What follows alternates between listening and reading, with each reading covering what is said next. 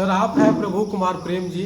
आप पूर्व में भूतपूर्व सैनिक भी रहे हैं, देश की सेवा भी किए हैं और वर्तमान मौजूदा समय में आपकी धर्मपत्नी रूबी कुमारी राजेश्वरी पूर्वी पंचायत का प्रतिनिधित्व कर रहे हैं। हम जानना चाहेंगे कि बीते 2.5 वर्ष में इस पंचायत में आपकी पत्नी के द्वारा, मुखिया जी के द्वारा क्या कुछ विकास से कार्य किया गया है, किन किन समस्याओं से जनता को बाहर निकाला गया है।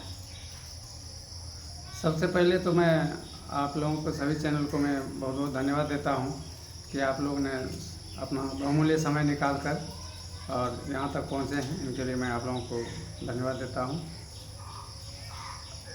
बीते 2.5 वर्ष के दौरान में जो है सरकार का जो रवैया है वो हम लोगों के प्रति बहुत ही असंतुष्ट है, क्योंकि हम लोगों को उतना फंड नहीं दिया जा रहा है कि पंचायत में हम लोग विकास कर सकें, और बहुत कम ही मात्रा में हम लोग को फंड दिया गया, जिसके तहत हम लोग थोड़ा बहुत कहीं ना कहीं कुछ न कुछ जितना उपलब्ध कराया गया राशि उस हिसाब से विकास किए हैं।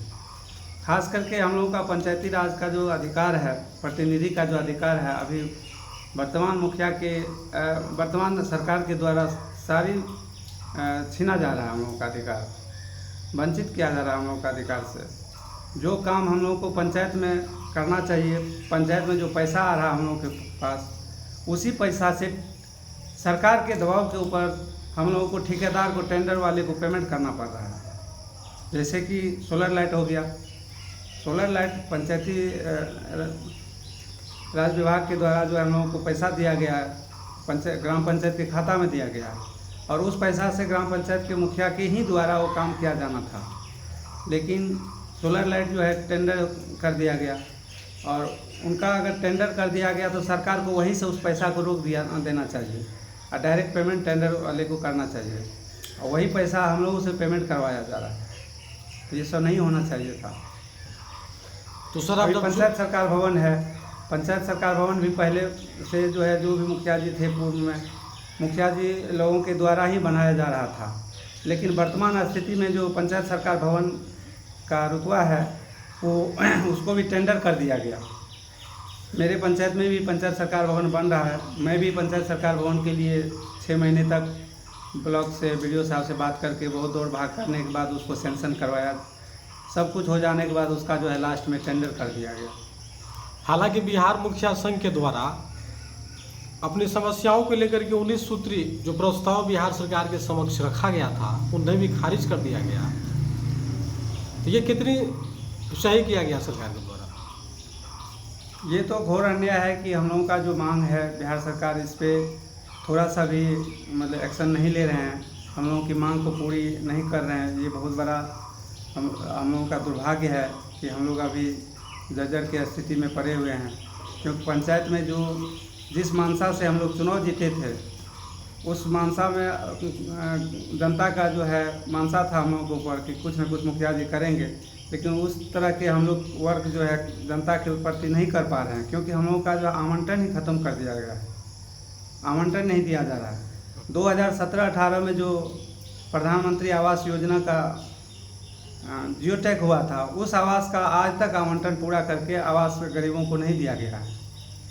अभी भी मेरे पंचायत में भी जो है 300 लिस्ट में नाम था, जिसमें कि मात्र 80-82 को लिस्ट जो है आवास का दिया गया है, और अभी जो है 220 के आसपास जो है बाकी है। जानकारी मिल रहा है कि बिहार मुखिया संघ के जो अध्यक्ष हैं वह पुनः तैयारी में है और बिहार सरकार के समक्ष अपनी प्रस्ताव को रखना चाहते हैं, क्योंकि ग्राम पंचायत में कई ऐसे मुखिया हैं, जनप्रतिनिधि हैं जो जनता की विभिन्न समस्याओं को देखते हुए चुनावी दंगल में आए और वहाँ लोगों की जन समर्थन से उसे जीत भी मिला, लेकिन जनता के दावे पे, वादे पे खरे नहीं उतर पाना, ये एक बहुत बड़ा चिंता का विषय है। तो क्या लगता है कि आने वाले समय में अगर मुखिया संघ अध्यक्ष के द्वारा अगर इस तरह का पुनः आंदोलन किया गया तो उसमें आप लोग भाग लेंगे?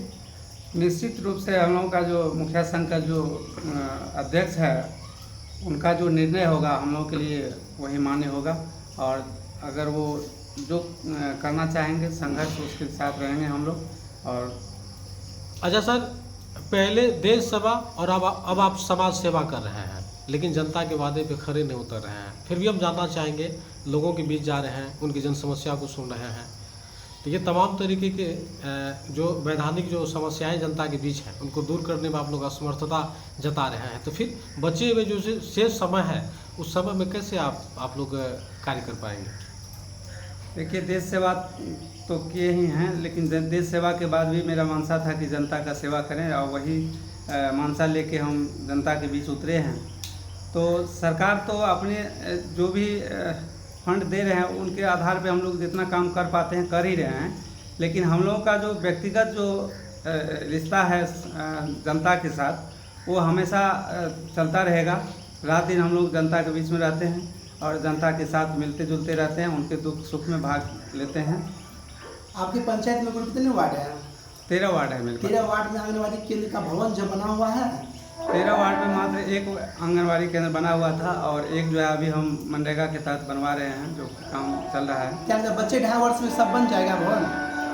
इस स्थिति में जो है अभी जो रवैया चल रहा है सरकार का, हमको तो नहीं लगता है कि 2.5 साल में 13 वार्ड में मतलब बन जाएगा, मुश्किल है बनना। ऐसी बताइए, वर्षों से बाधित है प्रधानमंत्री आवास, इसके कारण क्या क्या समस्या देखने को मिलता है पंचायत में? आवास के नाम पे तो कुछ है ही नहीं है, मतलब आवास का आवंटन ही नहीं दिया जा रहा है। ऊपर से जब आवंटन देगा तभी ना पब्लिक का जो गरीब है उसका जो है कम से कम झोपड़ी खत्म हो सकता है।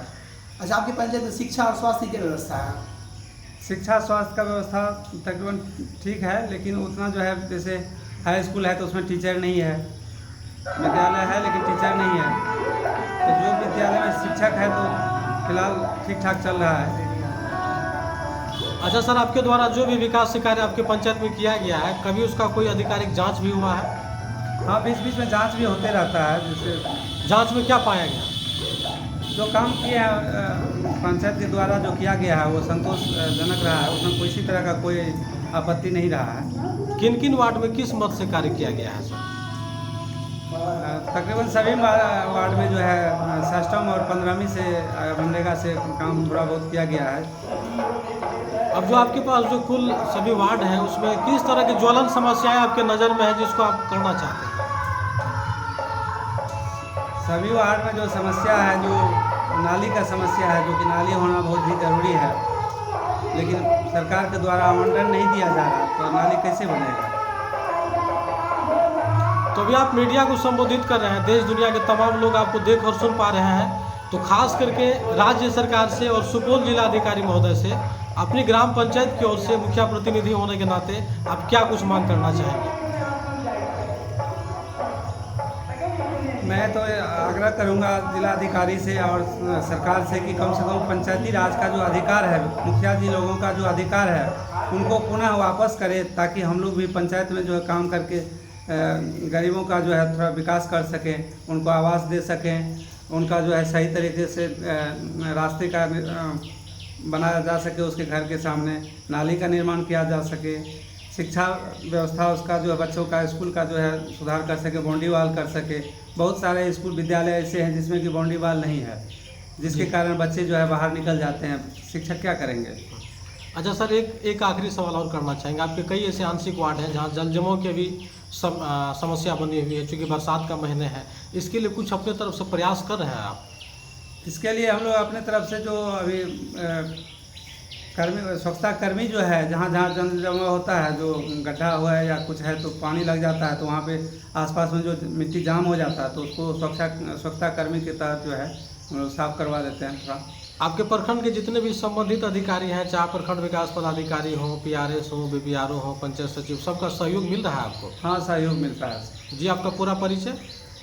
सूबेदार प्रभु कुमार प्रेम, भूतपूर्व सैनिक, वर्तमान मुखिया प्रतिनिधि, राजेश्वरी पूर्वी, छातापुर, सुपौल।